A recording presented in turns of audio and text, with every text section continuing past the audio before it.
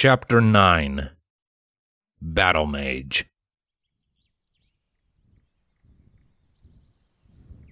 Let's see here. There's a small village called New Lapis on the way to Shimmervale, Scarlet said absently, her eyes studying a map of New Equestria floating before her in her magic. We could probably stop there for a day, rest at the inn, and learn if there's anything we need to worry about going forward. She lifted her eyes from the map to scan the environment ahead of her. She and Primrose were back on the Galloping Road, the main highway that cut through the heart of New Equestria. It was a wide and neatly paved stone path, although this stretch looked as if it was in need of some repairs. Tufts of grass poked up through numerous cracks in the stone, as were far more unseemly tendrils and weeds. To the south, the larger of the twin forests was plainly visible, stretching on for miles and miles, blanketing the hills in lush green. On the other side of the road, it was largely open grasslands and rolling hills with only a few smatterings of trees here and there, growing less common the further north one looked. They had been walking for about an hour now, and the sun was starting to make its gradual descent for the horizon. They had a fair few hours of light left, though. Primrose trotted by Scarlet's side, looking to be in higher spirits after they left the village. Perhaps she was just eager to get back on the move. She glanced up at Scarlet and, more specifically, her map. She drifted a little closer and stretched her neck to try and see. Her face scrunched up a bit with the effort before she relaxed and huffed indignantly.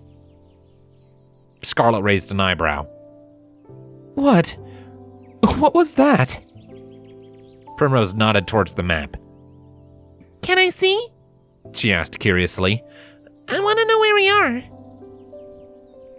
Scarlet slowed to a stop at that, one brow arching to vanish under her mane. Primrose looked back up at her, her eyes wide and hopeful.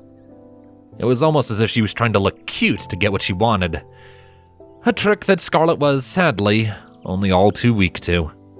With a roll of her eyes and a quiet sigh, she lowered the map to Primrose's eye level and sat down beside her.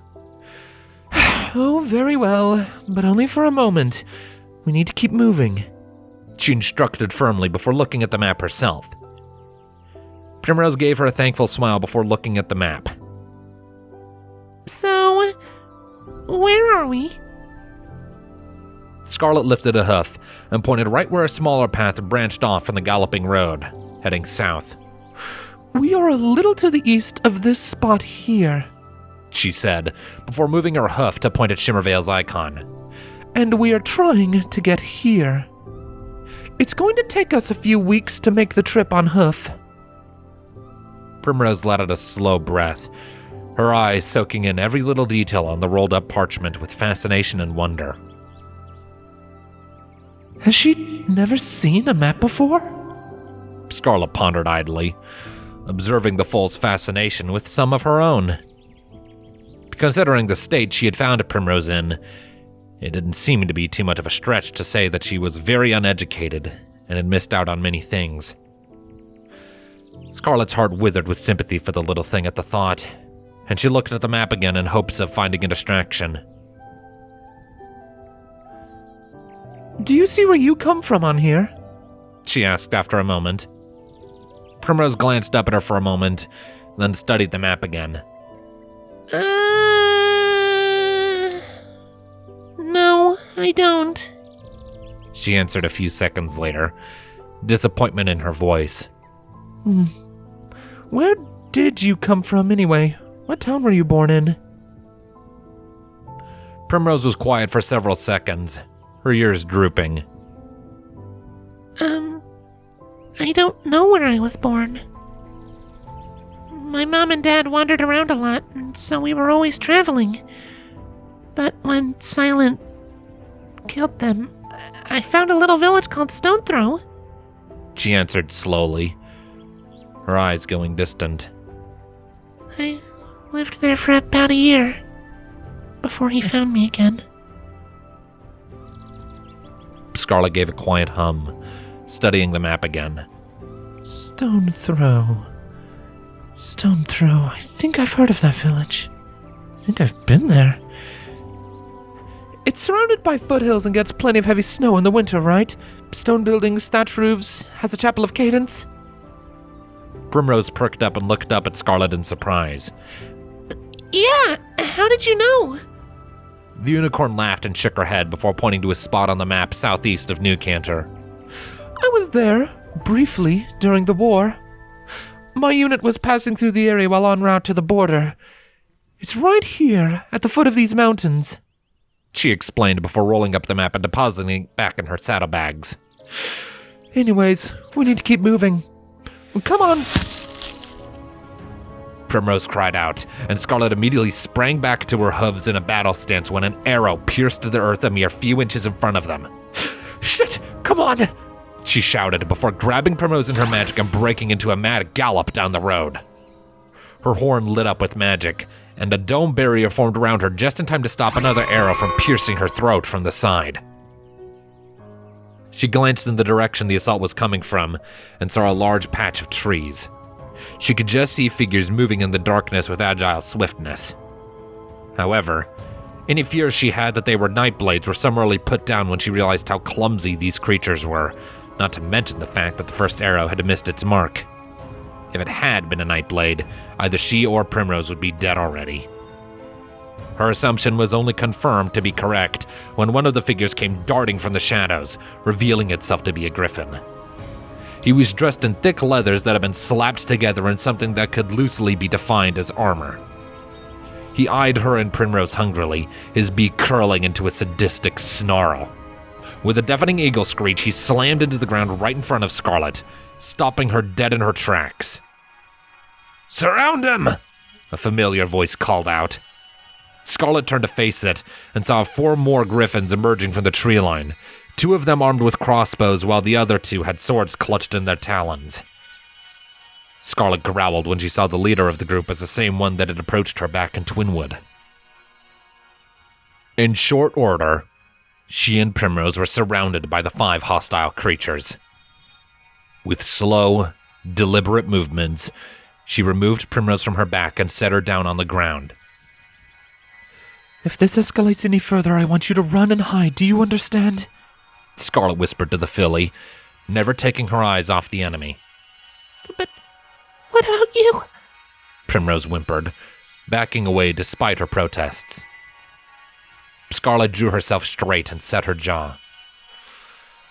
I can take care of myself.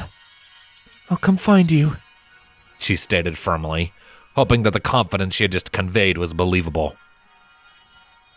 Primrose eyed her skeptically, but did not otherwise argue any further.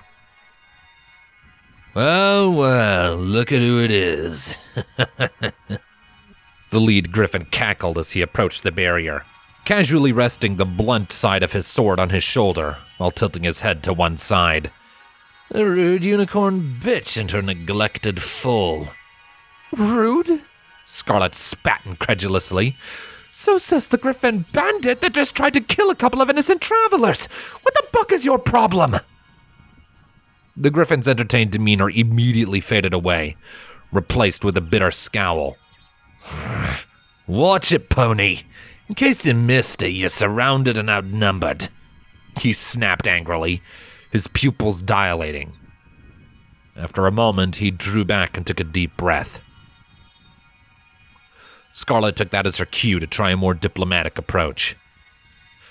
Well, I hope you can forgive me for being a touch cross at the moment. You and your friends did just shoot at me and my charge. What do you want from us? The griffin's eyes narrowed, and his beak again curled into an ugly grin. Well, first of all, we want anything and everything you have that's valuable. Your bits especially, another one piped up, his voice broken and hoarse. Scarlet looked at him out of the corner of her eye for a moment before focusing on the leader again. You're robbing us, then? She stated the obvious with a slow nod of her head. If I may ask a question before this proceeds? The leader scoffed, looking up into the side in dismissal. Fine. What? Why are you doing this? The leader blinked and looked at her in bewilderment. Why are we doing this? Why?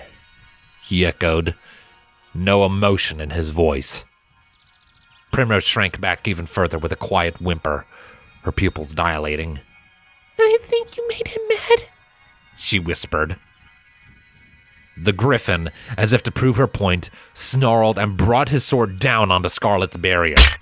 It wasn't enough to cut through, but it did create a spiderweb crack pattern across the front of it. You want to know why we're robbing you? As if you don't fucking know already, he shouted, his eyes going wide with fury. Oh, you ponies constantly looking down on us, spitting on us. We never fought in the war, you bloody bastards, but do you care? Of course not, none of you care. We're all just evil griffins to you. He drew back and struck again, causing Scarlet to wince and step back to keep her barrier up. Half of the barrier was cracked now. The griffin leaned in, glaring daggers into her eyes. You think we want this? We're just making honest living like everyone fucking else. But a griffin can't do that anymore, can he? Because you ponies keep kicking us to the curb. Scarlet cringed, her heart trembling with guilt and remorse.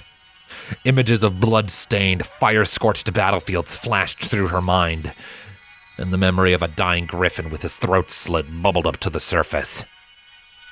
She screwed her eyes shut and clenched her teeth, forcing the memory down so she could focus. Do not mistake me for a common fool! She bellowed before focusing on her barrier, causing it to re-solidify. With a shake of her head and a grimace, she opened her eyes and glared up at the griffin leader again.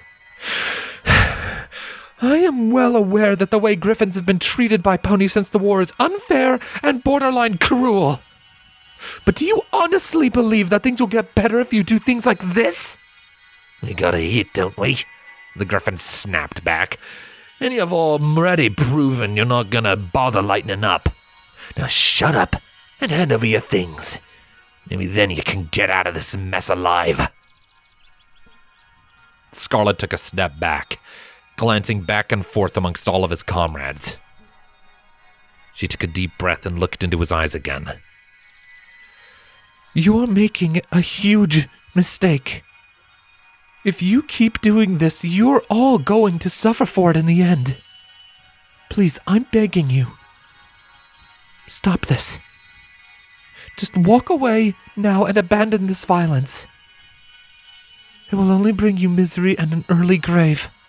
Not to mention it will only make things harder on griffins everywhere else. There was a moment of silence before the griffin leader shook his head. Nah. Sorry, miss, but walking away won't put coin in our bags or food on the table, he denied, his voice lower than before. He shifted back and pointed his sword at her. Last chance. Drop the barrier and give us your things. You're at least trying to be nice, so if you cooperate, we'll let you go unharmed. Scarlet was quiet for several seconds before staring back at Primrose. The filly was looking back up at her with pleading eyes, her body low to the ground. She was so small, fragile, and most of all scared. Scarlet looked down at the dirt, a war briefly waging in her mind. It ended quickly, though, and she set her gaze back on the leader, resolute. I'm afraid I cannot do that. If we're to finish our journey, we need what we have. I cannot give you anything. The bandit growled. That's okay. We can kill you and take it off your corpse if we must, he stated before nodding at his friends. Kill her. And with that, chaos erupted. The two other sword-wielding griffins immediately lunged forwards, thrusting at the same time, while their bow-wielding counterparts leapt back and took to the sky. Scarlet ducked low, her barrier fizzling out just before the blades made contact. With the obstruction gone, each griffin overextended, their blades locking together over Scarlet's head with a spine-tingling scrape. With a grunt, the unicorn rolled off to one side, her horn igniting with dangerously sparking magic. Primrose, run! She commanded before turning towards the two recovering griffins, ready to unleash her spell. She was not able to do so, however, as the leader charged her himself, bringing his sword in an arc for her throat. She reacted quickly, jumping back and avoiding the strike. The moment her hooves touched back onto the soil, the air before her shimmered, and her two magical blades snapped into reality. The griffin's eyes widened. What the? Scarlet's eyes narrowed as she entered a trance-like state. The motions were all coming back to her, the world beyond the immediate battlefield ceasing to exist. With a battle cry, she charged her adversary, her swords blurring into motion. Slash, thrust, stab, parry, sweep, block, repeat. Her target backed away, barely fending off her offensive push. With a growl, he lifted his sword for an overhead carve. Opening. Scarlet lifted one sword to catch his before thrusting the other right under his foreleg. It pierced the flesh with ease, fresh blood squirting out of the wound and across her face. The griffin screamed in pain, his wings flaring open. With a guttural shout, he lifted his hind legs and kicked out, hitting Scarlet in the face and causing her to stumble back. Acting fast, she turned and ripped her sword out of him at a sideways angle, creating a sizable gash in his side. More blood sprayed free, and he crashed to the ground a few feet away in a crumpled, writhing heap. She caught a flicker of silver in the corner of her eye. The glow on her horn intensified just in time to halt the arrow from piercing her cheek and invading her mouth. Eyes wide with shock, she looked past the projectile to see one of the ranged griffins already preparing to fire off another shot. At the same moment, the two other sword-wielding griffins were charging her, blades raised. They had left Primrose alone for the moment, thank goodness, though the filly had not run as she had been told. She was rooted to the ground, eyes wide and full of terror. Scarlet snarled before using her magic to redirect the arrow she held to fly back at the sender, hoping to at least give herself a moment to breathe. At the same time, her swords vanished and were replaced with a half-dome barrier in front of her, blocking the incoming swords of the griffins. Sparks flew on impact, both of her adversaries snarling viciously at her. She responded in kind, before with a quick push, her barrier became partially immaterial and rapidly expanded out in a magical pressure wave. Both griffins were caught by surprise, and both were sent flailing back. That was, until Scarlet's magic encased the right wing of one of them. He didn't have the skill to worm his way out of her grasp, and with a swift appliance of pressure, the wing was snapped in the middle, drawing an agonized scream from the victim. Acting purely on autopilot, Scarlet dragged him back to her, one of her swords quickly rematerializing beside her. She just heard the other griffin she had knocked aside calling out a name, though she was too focused to make it out. She hauled the injured griffin up and lifted his writhing form to block the oncoming arrow from his companion. He cried out again, this time in a weaker voice when the tip of the projectile just came out of his back, sending another fresh wave of blood across Scarlet's face. With a grimace, she finished him off by lifting her sword so it was over his head and stabbing it into his skull, embedding the blade up to the hilt. His body went rigid before falling limp, the life draining out of it.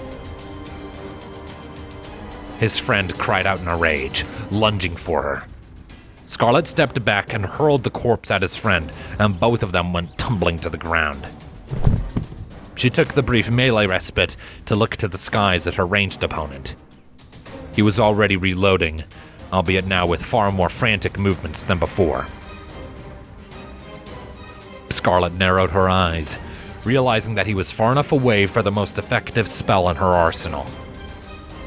Her horn swelled with energy, her eyes narrowed, and a growl of effort came from her throat. A sphere of unstable, crackling purple magic formed on the tip of her horn, expanding rapidly until it was almost a foot in diameter. Then, with a deafening bang and a shockwave tearing out from Scarlet's horn, the sphere was launched at the flying griffin. He looked up to fire, only for the blast to strike him directly. He didn't even have time to scream. An explosion of purple magic, easily capable of reducing a modest single-story home to dust, erupted from the point of impact. From the cloud of smoke, a collection of blackened, smoking limbs and feathers descended, along with a fine red powder. Scarlet let out a huff and returned her eyes to the enemy in front of her, who was back on his feet and eyeing her warily. She met his gaze, narrowed her eyes, and took a threatening step forward. Are you sure you want to keep this up? She asked slowly, her horn sparking to life again. The griffin took a step back, his confidence wavering. Scarlet matched his retreat with her advance, her swords once again appearing by her sides. You can still run away. If you flee, I will not stop you. Before her opponent could make good on her offer, a heavy weight slammed into her back, forcing the breath from her lungs. Scarlet crumpled under the weight, her blades vanishing as claws tightly encased her horn. She tried to stand, but she was pinned. At that moment, she remembered the second crossbow-wielding griffin and cursed herself for losing sight of him. You 5-damned son of a... The griffin on top of her snarled into her ear while placing his other claw on her throat. You murdered our friends! Scarlet shouted at the top of her lungs, pouring more energy into her horn in the hopes of getting around the claw still holding on. Her head began to hurt immensely from the blockage, but luckily, her endurance for pain was greater than that of the griffin.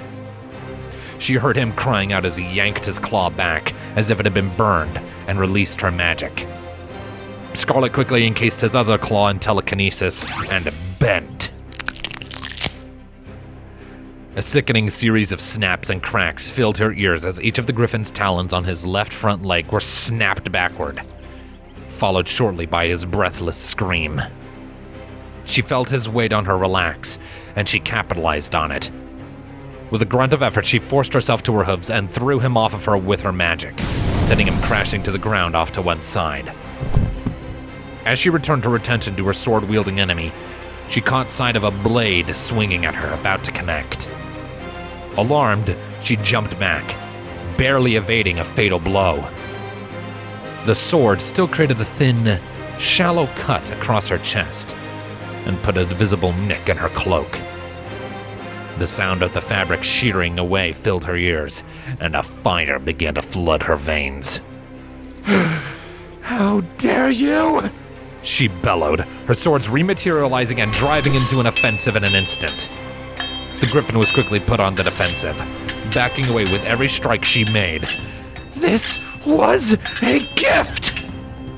With one more heavy blow, Scarlet knocked his sword out of his claws, leaving him wide open. His eyes were wide and frantic. Wait! Scarlet did not heed his words. She drove both of her blades into his gut before twisting and ripping out. The griffin's corpse toppled back to the ground with a heavy thud, all but cut in half.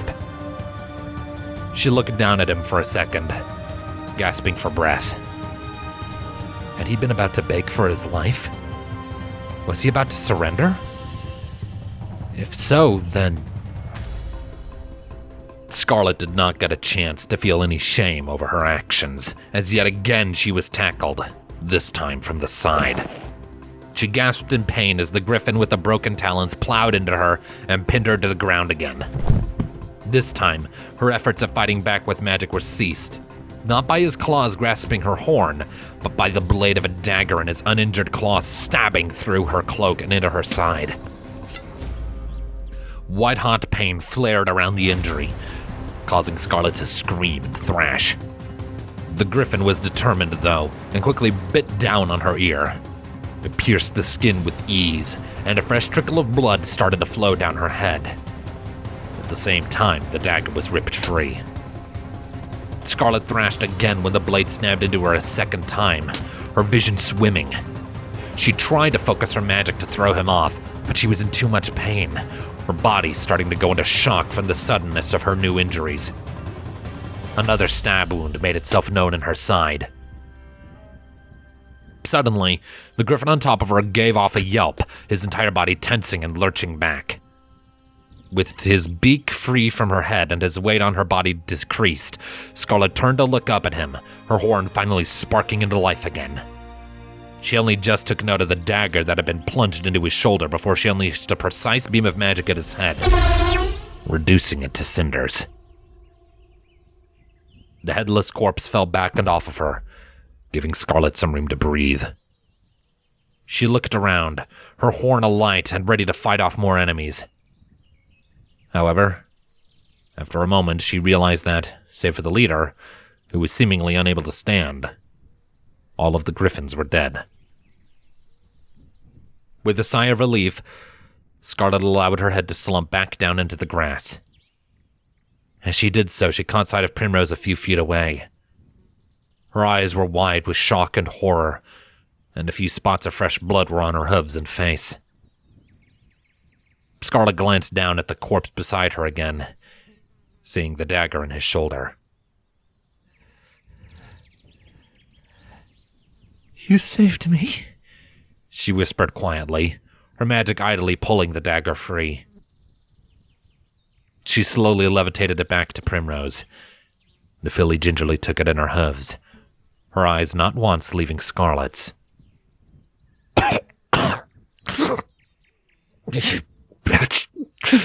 The leader croaked from his place on the ground, drawing Scarlet's attention back to him.